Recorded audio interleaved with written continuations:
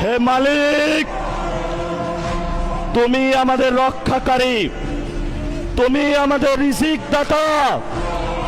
যারা এই বাংলাদেশে জনগণ 17 বছর অপেক্ষা করেছিল, আমাদের অধিকার ছিনিয়ে নিয়েছে, হত্যাকারীর মাধ্যমে ভাইদেরকে হত্যা করেছে।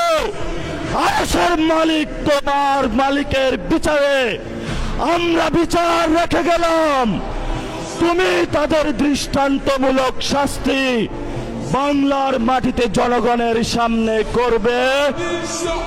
আমরা আজকে তোমার মসজিদের সামনে বিচার রেখে গেলাম। বাংলাদেশের মানুষ হতাশ হবেন না। লা তাহজান, ইন্নাল্লাহা মানা। আল্লাহ আমাদের সাথে আছেন, শক্তিমান, ভয় নাই, জয় করব আমরা ইনশাআল্লাহ। দ্বিগুণ হয়ে পার্লামেন্টে যাব।